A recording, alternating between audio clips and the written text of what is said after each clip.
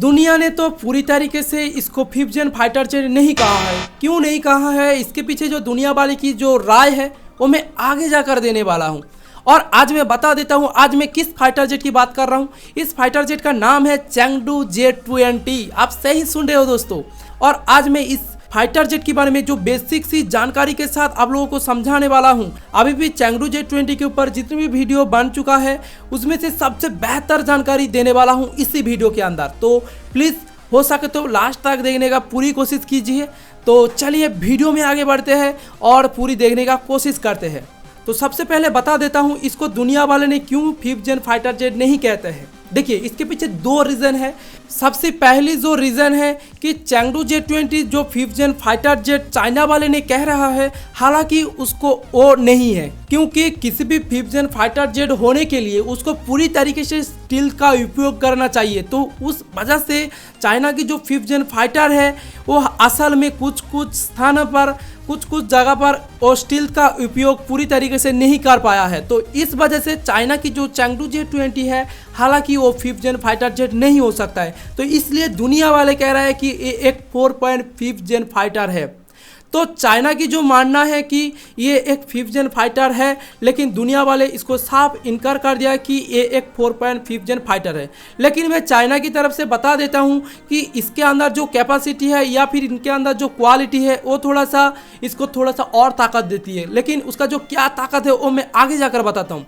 लेकिन दूसरा रीजन के ऊपर बढ़ते हैं। देखिए इस फाइटर जेट को दूसरा जो रीज़न है कि इस फाइटर जेट को किसी भी तरीके का डेमो अभी तक नहीं दिया है। मतलब दुनिया के सामने अभी तक चाइना ने चेंगडू J-20 को पूरी तरीके से दुनिया के सामने कोई भी सही तरीके से डेमो नहीं दिखा पाया है। और दूसरा जो बात है कि चेंगडू J-20 को किसी भी स्थान एयर शो होता है उसमें चेंगडू J-20 जैसे फाइटर को नहीं भेजता है चाइना। क्यों नहीं भेजता है, इसके पीछे जो सबसे बड़ी रीज़न है क्योंकि चाइना ने उस फाइटर जेट को खुद के दम पर नहीं बना पाया है। और इसलिए क्योंकि चाइना के पास ऐसा कोई टेक्नोलॉजी तो नहीं है।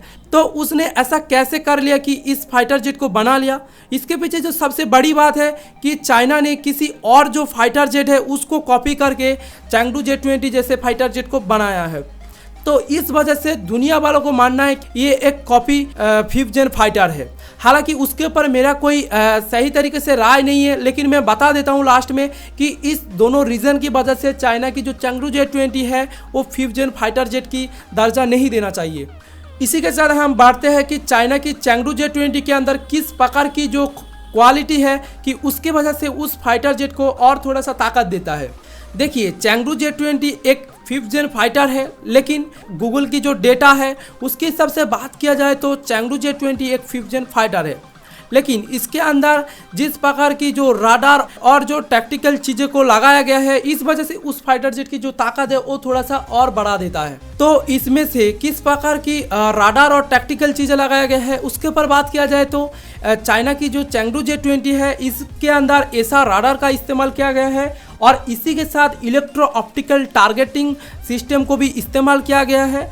और इसी के साथ इसमें इंफ्रारेड सर्च एंड ट्रैकर का इस्तेमाल किया गया है। इस वजह से इस फाइटर जेट की जो ताकत है वो थोड़ा सा बढ़ा देता है। और इस फाइटर जेट को चाइना की चेंगडू एरोस्पेस कॉर्पोरेशन और पीपल लिबरेशन आर्मी के द्वारा मिलकर इसी फाइटर जेट को बनाया गया है। और इस फाइटर जेट को मैन्युफैक्चर करने के लिए चेंगडू एरोस्पेस कॉर्पोरेशन के द्वारा किया गया है इसकी मैन्युफैक्चर। और इसी के साथ इनकी पहली उड़ान 2011 को देखने को मिला। 2011 के बाद इनकी जो अभी की वक्त पर देखा जाए तो इनकी जो कुल संख्या बताया जा रहा है करीबन 210 से ज़्यादा अधिक फाइटर जेट अभी तक बना चुके हैं चाइना वाले ने।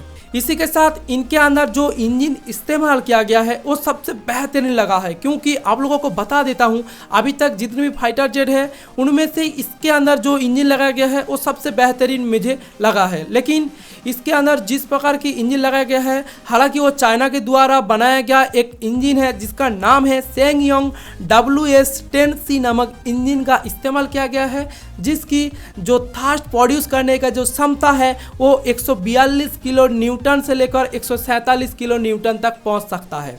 तो इसी के वजह से इनकी जो मैक्सिमम स्पीड है या फिर इनकी जो टेक ऑफ वेट जो है वो सबसे ज़्यादा है, क्योंकि चैंगडू J20 के अंदर जिस प्रकार की इंजन इस्तेमाल किया गया है उस वजह से, और उनकी जो मैक्सिमम स्पीड है वो 2 मैक की रफ्तार होता है, जो प्रति घंटा बात किया जाए तो 2100 किलोमीटर से भी ज़्यादा अधिक की रफ्तार में भागने में सक्षम होता है। और इसी के साथ वो करीबन 5500 किलोमीटर दूरी को आसानी से ट्रैवल कर सकता है।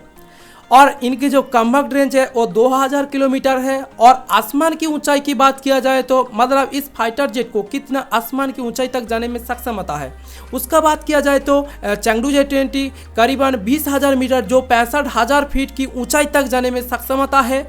और इसकी जो जी लिमिट है वो 9+ है। तो इसी के साथ इस फाइटर जेट की साइज और आकार की बात किया जाए तो इस फाइटर जेट की जो लंबाई है वो 69 फीट है, मतलब 70 फीट के करीब इसकी लंबाई है। और इनकी चौड़ाई के मामले में ये 42 फीट के करीब होता है। और इस वजह से इनकी जो इनपुट वेट है वो 17,000 किलोग्राम है। आप समझ सकते हो कि ये जो फाइटर है ये 17 टन वजन फाइटर जेट है। और इसकी जो मैक्स टेक ऑफ वेट है वो 37,000 किलोग्राम तक वजन को टेक ऑफ कर सकता है। मतलब इतनी वजन के साथ अपनी जो वजन है 17,000 किलो वजन के साथ साथ वो 20,000 किलो वजन को एक साथ कैरी करके टेक ऑफ कर सकता है। इस वजह से इस फाइटर जेट की जो खासियत है वो थोड़ा सा और बढ़ा देता है। और इसके अंदर जो फ्यूल कैरी करने का जो क्षमता प्रदान किया गया है इसमें 12,000 किलोग्राम तक फ्यूल को आसानी से कैरी किया जा सकता है। इस वजह से इस फाइटर जेट को किसी भी तरीके का फ्यूल की दिक्कत नहीं आता है। तो इसी के साथ हम इनकी वेपन की बात करते हैं तो इसमें इंटरनल वेपन का सिस्टम किया गया है। मतलब इस फाइटर जेट की अंदर ही वेपन को रखा जाता है जिसमें शॉर्ट रेंज से लेकर लॉन्ग रेंज का मिसाइल इस्तेमाल किया जाता है। और इसी के साथ इसमें एंटी रेडिएशन जैसे मिसाइल को भी इस्तेमाल किया जा सकता है। और इस सब रहने की वजह से चैंगडू J20 जो है वो कहीं ना कहीं दुनिया का सामने एक 4.5 जेन फाइटर है। तो ये था वीडियो, तो मिलते हैं और एक नया वीडियो में। तब तक के लिए जय हिंद, जय भारत।